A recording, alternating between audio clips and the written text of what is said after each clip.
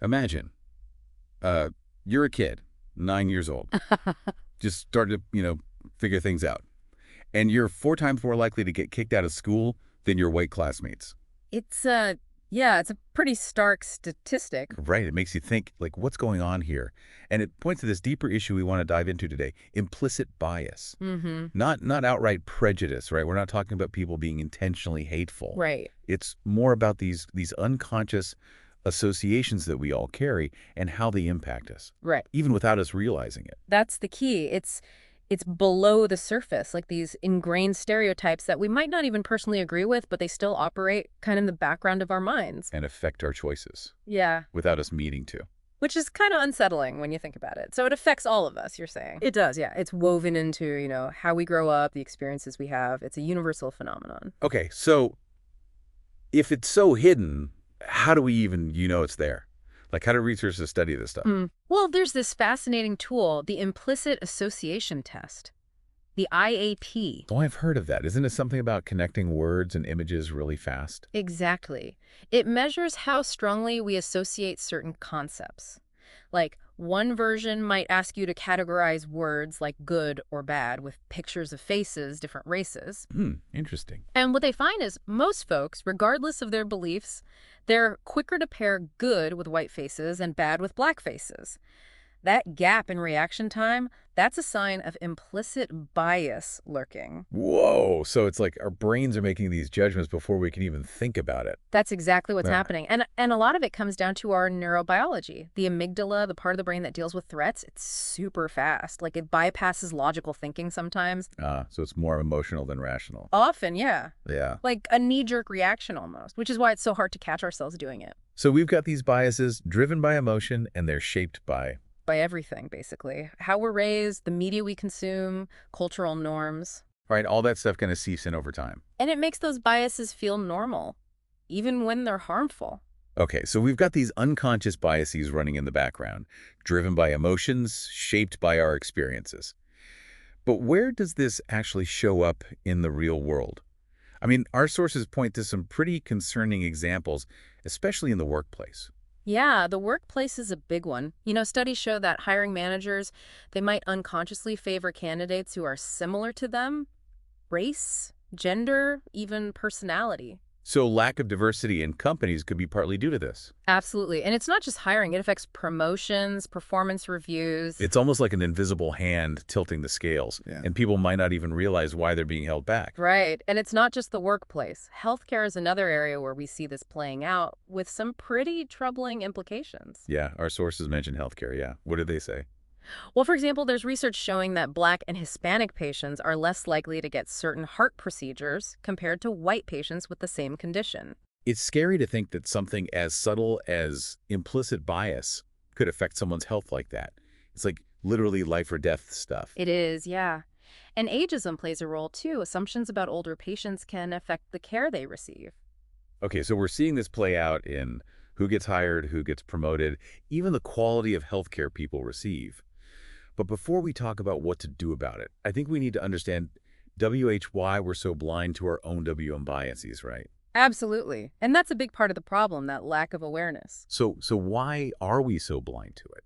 Well, part of it is that emotional reasoning we talked about. Our gut reactions often take over, and they're not always based on logic. So our feelings kind of hijack our better judgment. Sometimes, yeah. And then there's the whole socialization piece. We grow up absorbing messages from our culture, our families, the media. It all shapes how we see the world. And it reinforces those biases, makes them feel normal. Exactly. So you combine that emotional gut-level reaction with years of ingrained societal conditioning, it makes it really hard to spot our own biases. We think we're being objective when maybe we're not. Right. We all like to think we're the good guys, that we'd never discriminate. But this stuff operates on a deeper level. And that's why understanding it is so important. It's the first step towards actually addressing it. Okay, so we're all walking around with these hidden biases, affecting our choices in ways we might not even see. Sobering stuff. But understanding is the first step, you said. So where do we go from there? Yeah, awareness is key. Because once we understand the nature of the problem, we can start to, challenge our assumptions and work towards creating a more just and equitable world. Okay, so how do we do that? Well, there are lots of strategies we can talk about. Let's get into those next time then. Sounds good. So how do we do that? Like, how do we actually start to, you know, address this implicit bias? Can we actually change these unconscious patterns? Well, it's not about like erasing biases completely, right? They're pretty Mhm. ingrained, but we can become more aware of them and try to lessen their impact. Okay, so that's hopeful, at least. What are some ways to do that? Well, there's this technique called counter-stereotypic imaging. It's a mouthful, but Counter-stereotypic, what was it? imaging. Imaging, okay. And basically, it means exposing yourself to examples that go against your existing biases, like actively seek them out. So let's say, just for example, my bias tells me doctors are usually men. Mm, I should make an effort to see, like, pictures of women doctors, read stories about them. exactly. The more you do that, the more you're kind of rewiring those automatic associations in your brain. Fascinating. It's like consciously overriding those default settings. Are there other ways to, like, reprogram our thinking? Oh, yeah, tons. Another one is perspective taking. Try to put yourself in the shoes of someone from a different background. Imagine what their life is like, the challenges they face. Exactly. What's it like to experience the world from their perspective? And often the biases they encounter. It's a powerful empathy exercise. Yeah, I can see how that would make you question your assumptions. So we've got that and the counter-stereotypic imaging. Anything else we can do on a personal level? Well, remember we talked about mindfulness before. Oh, right. Like meditation, being present. How does that tie into all this? It's all about becoming more aware of your thoughts, your feelings, without judging yourself. And that awareness helps you catch those moments when bias might be creeping in. So if I'm about to, I don't know, make a judgment about someone based on their appearance or something. Mindfulness can help you pause and ask yourself, is this judgment based on fact? Or is it my bias talking? Right, that space to check in with yourself before reacting. And remember how we said implicit bias is often tied to emotions? Yeah, that amygdala hijacking things. Mindfulness can help calm those emotions down so logic can step in. So it's a really valuable tool. It's like hitting the brakes on that automatic reaction. Okay, so those are some things we can work on individually. But what about tackling this on a bigger scale? Societally, Hmm. our sources had some interesting stuff about different approaches being used in various sectors. Right. Systemic change is super important. And there are some cool things happening. Like a lot of organizations are moving towards blind recruitment. Blind recruitment, what's that? So when you apply for a job, they remove all identifying information from your application, your name, gender, anything that could trigger a bias. Whoa, so you're literally judged just on your skills and experience. That's awesome. Right. It levels the playing field. Yeah. And some places are also doing structured interviews where everyone gets asked the same set of questions. So there's no room for, like, the interviewer going off script and letting their biases influence things. Exactly. It keeps things more objective. And then in healthcare, there's a push for cultural competency training. Cultural competency. That's a new one. What's involved there? It's about educating healthcare providers on how their own WN background and biases might affect how they treat patients. Ah, so they can provide more sensitive and appropriate care to people from different cultures. Exactly. It's about understanding and respect for everyone, regardless of background. And then in education, they're working on diversifying the curriculum. Like including more perspectives from different cultures and backgrounds. Yeah, so students aren't just learning one dominant narrative, they're exposed to a wider range of experiences. Makes sense. And it's not just about the content, right? Yeah. It's also about who's teaching it. You got it. Diverse teaching staff is super important. Seeing themselves reflected in authority figures can really help break down biases for students. It shows them that anything is possible, no matter their background. Right. Representation matters big time. And we can't forget about media either. Oh yeah, media is huge EE. It can either reinforce stereotypes or help dismantle them. Exactly. So one thing is just promoting more diverse representation in media. More people from different backgrounds in movies, TV shows, the news. Everywhere. Because seeing that representation can really shift people's perceptions. And it's not just about who we see, right?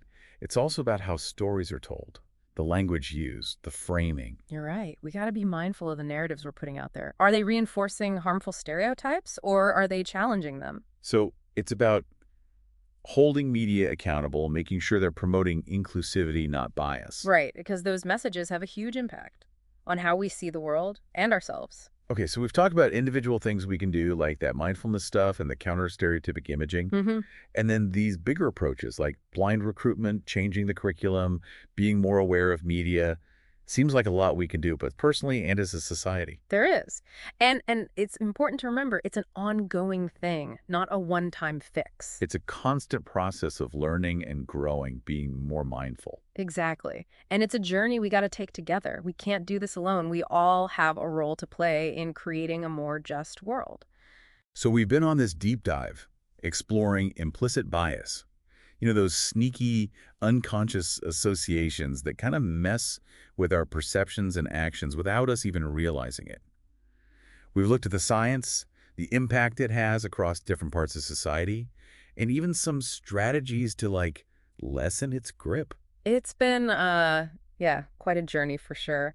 As we wrap up, I think the key takeaway is that it's not about reaching some like perfect state of being unbiased. Right, because it's ingrained in us, like we've been talking about. Yeah, it's more about this ongoing process of being aware, learning, and then actually, doing something about it. It's about challenging ourselves constantly and being open to like growing and changing how we think. It's a lifelong journey, right? Of like unlearning old patterns and being more intentional in how we interact with the world. Exactly. And it's something we've got to do together. It's not a solo mission. We all have a part to play in making things more just and equitable for everyone. Okay, so big picture, what are the most important things for our listeners to, like, take away from all this? Well, I think one of the most important things is remembering that implicit bias is everywhere. Like we all have these unconscious biases, regardless of our backgrounds or how well-intentioned we are. It's not about pointing fingers or labeling people as good or bad. All right. It's about recognizing that we're all susceptible to it, and we each have a responsibility to do something about it, in our own lives. Okay, so that's one big takeaway. What else? Another crucial point is that a lot of the time, implicit bias works through our emotions, like we talked about. Those quick gut reactions, they can easily override our logic. So we need to pay attention to our feelings and where they're coming from and be willing to, like, question them. Yeah. And remember, mindfulness can be really helpful with that, creating that space to pause before we react. Right, that pause button. Hmm. Okay, so pay attention to our gut reactions. Use mindfulness. Anything else? And don't underestimate the power of talking to people, Yeah. especially people who have different backgrounds and experiences than you. Those conversations can be tough sometimes. Yeah. But they're also how we learn and grow. They are, yeah. They can help us challenge our own assumptions and build more understanding and empathy, which is so important. Okay, so those are some big takeaways for understanding implicit bias. Yeah. But is there hope?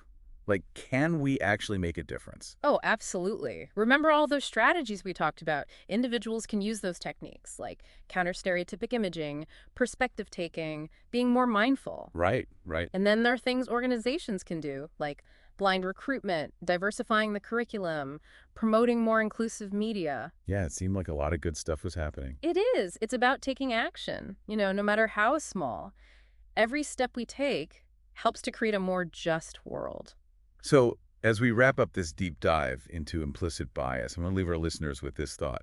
We've uncovered how this phenomenon works, how it affects us, and we see that we can actually do something about it. Yeah, it's a call to action for each of us. Absolutely.